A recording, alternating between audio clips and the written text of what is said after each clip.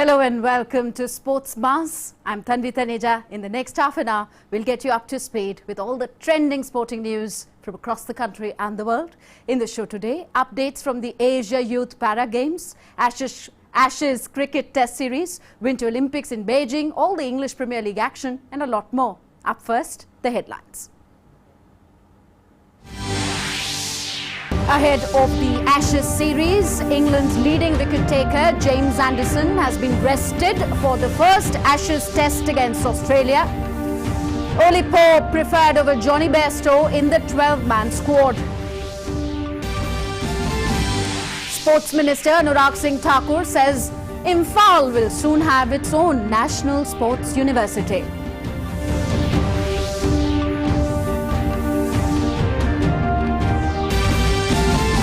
The US announces diplomatic boycott of the 2022 Winter Olympics in Beijing, China.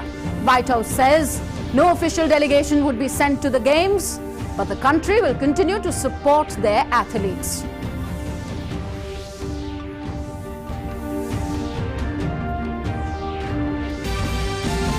And Liverpool will aim to make it 6 wins from 6 in the 2021-22 Champions League when they lock horns with AC Milan tonight. Real Madrid face Inter Milan with first position in Group D on offer for both sides.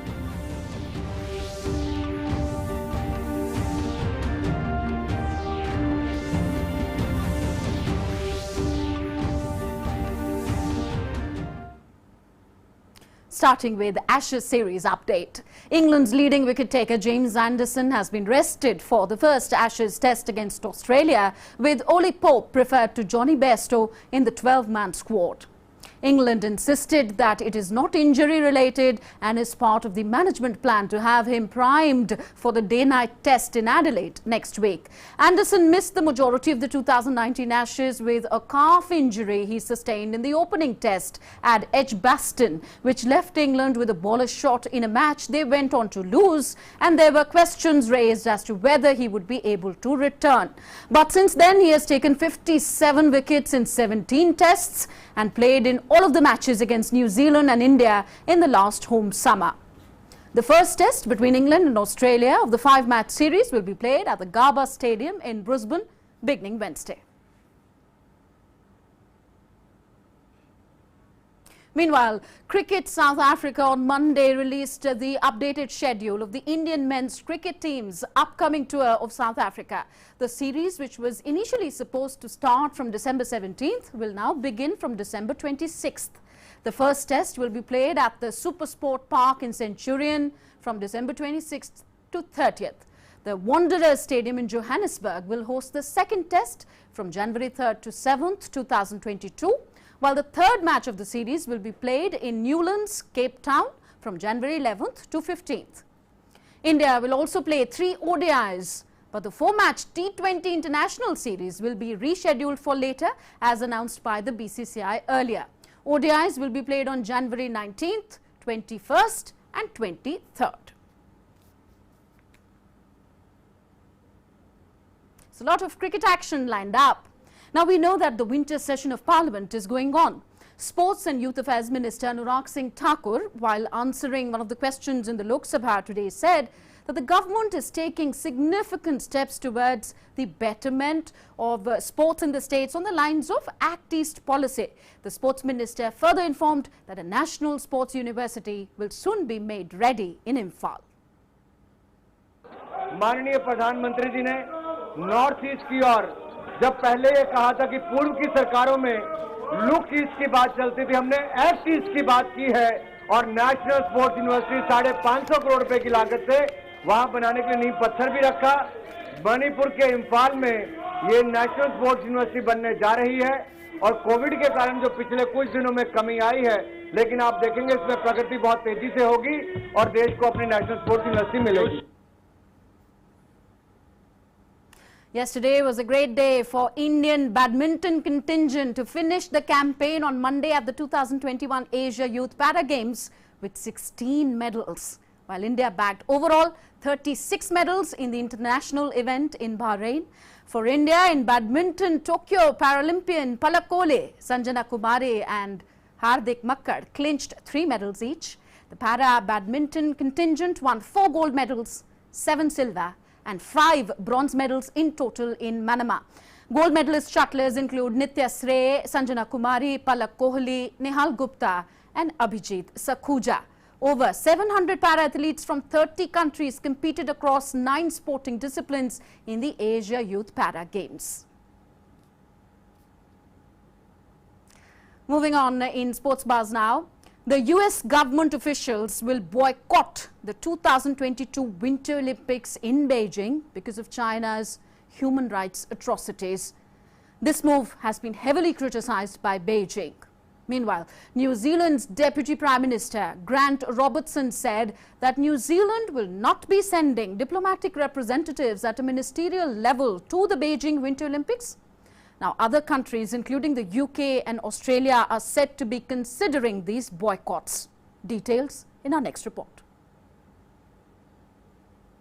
The US has announced a diplomatic boycott of the 2022 Winter Olympics in Beijing, China. The White House said no official delegation would be sent to the Games because of concerns about China's human rights records. It, however, said US athletes could attend and would have government's full support.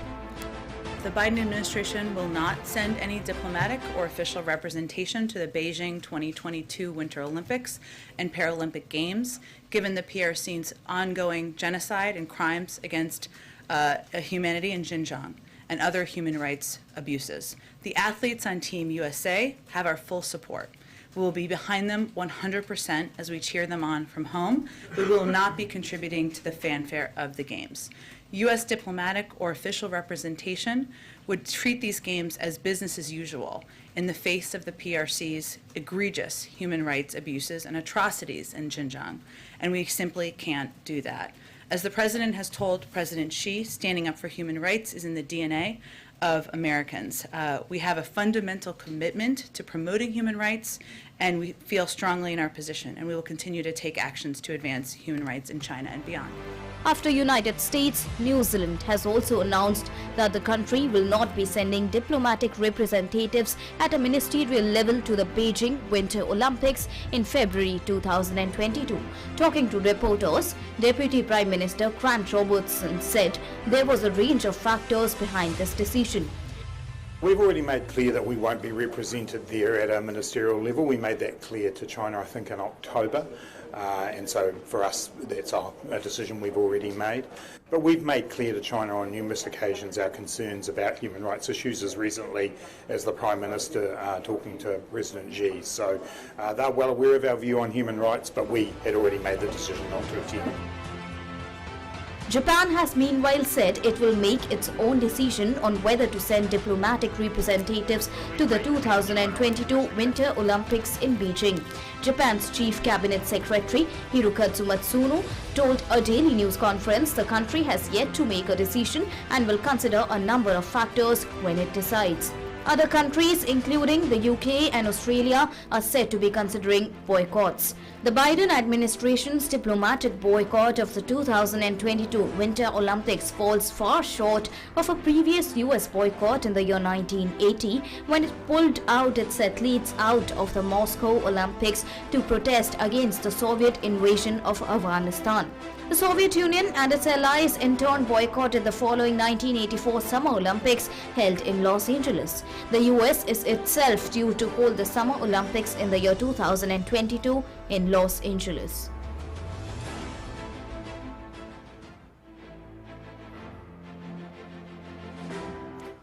The world order is certainly disturbed, of course.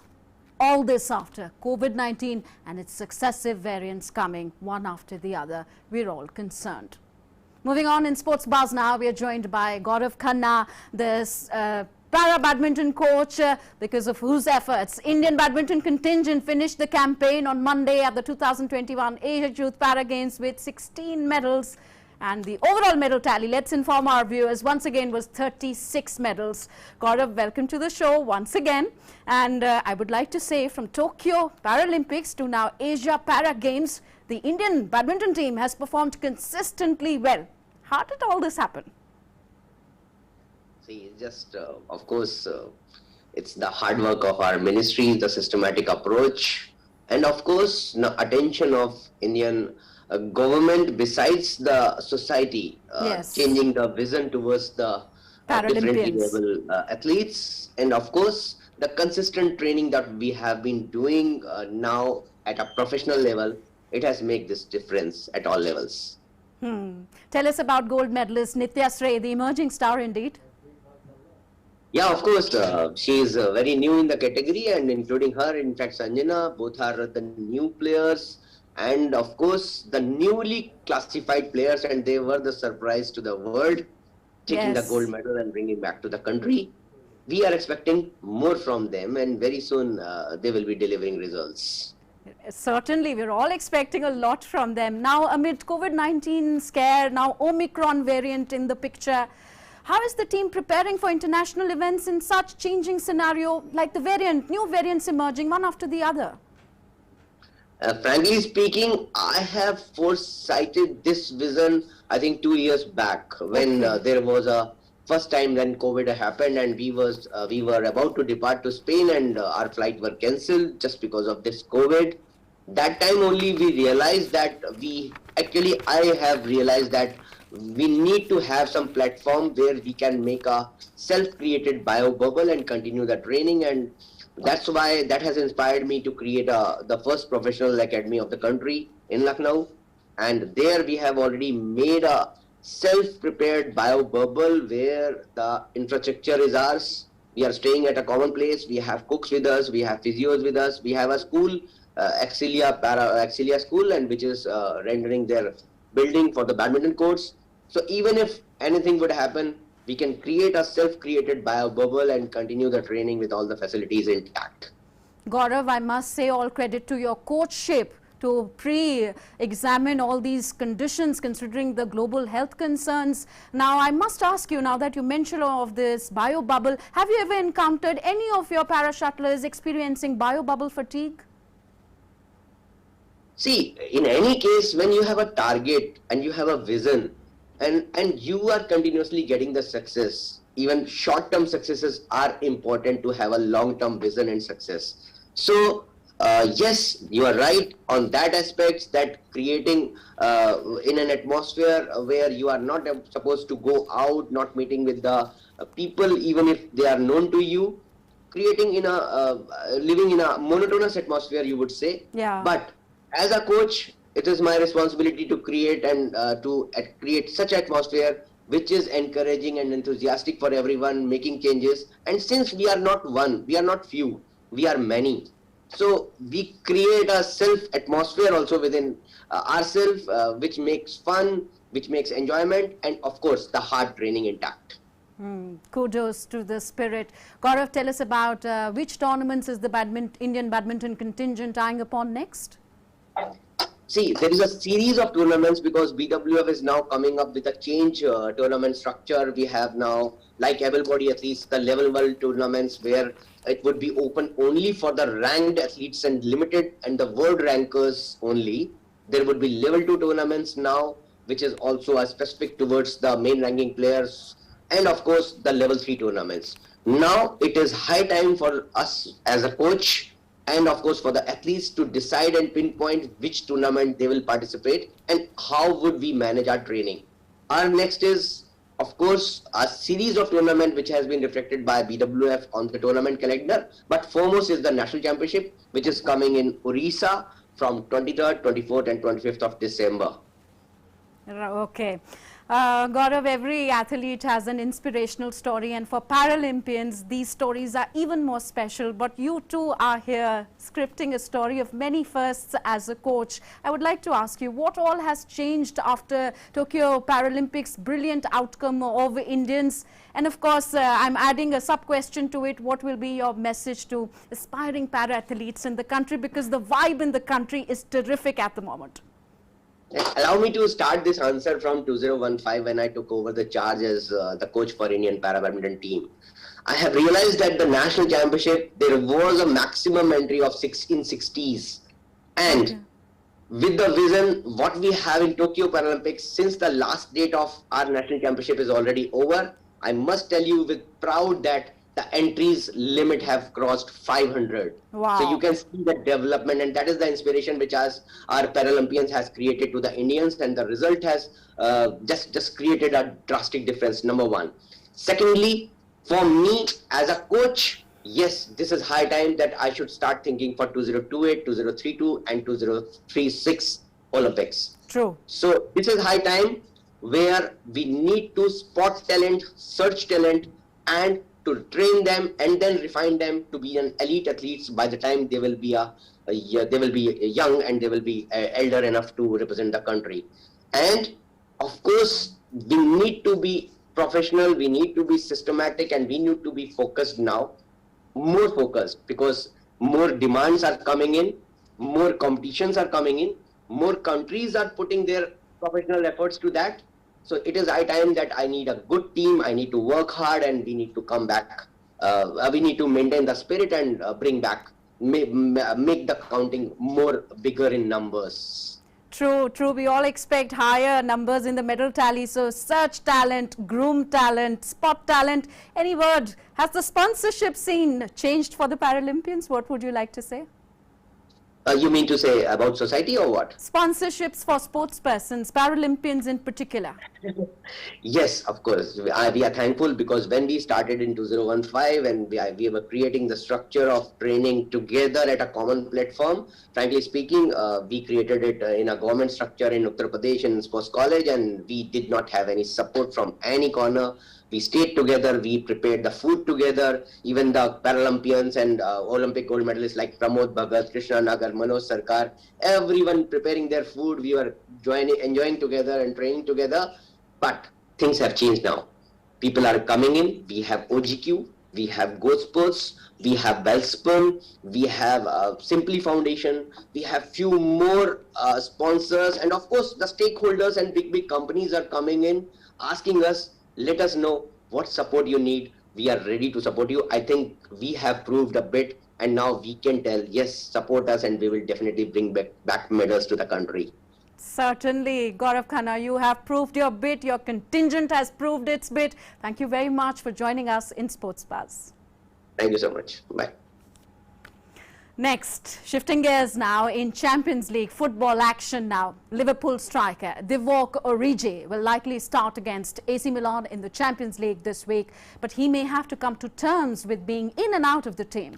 The Belgian came off the bench to score a late winner, something of a habit in his career at Anfield in the Premier League at the weekend over Wolverhampton Wanderers. With Liverpool already confirmed to finish top of the Champions League Group B and games in the league to come thick and fast this month, Klopp will ring in the changes for their trip to Italy. That looks set to include a start for Origi, who has scored 4 goals in all competitions this season. However, he may still remain a squad player and not a starter for Liverpool, something he has done since his arrival in 2015, though Klopp said that did not diminish his importance. Origi has already cemented cult status at Anfield with his winning goal against Barcelona in May 2019, taking them to the Champions League final, where he scored again as they beat Tottenham Hotspur. Klopp may be able to have defender Joe Gomez and midfielder Naby Keita to call on after both took part in full training again. Klopp also said that talks were ongoing with Egyptian forward Mohamed Salah over a new contract, with his current deal set to expire in 2023.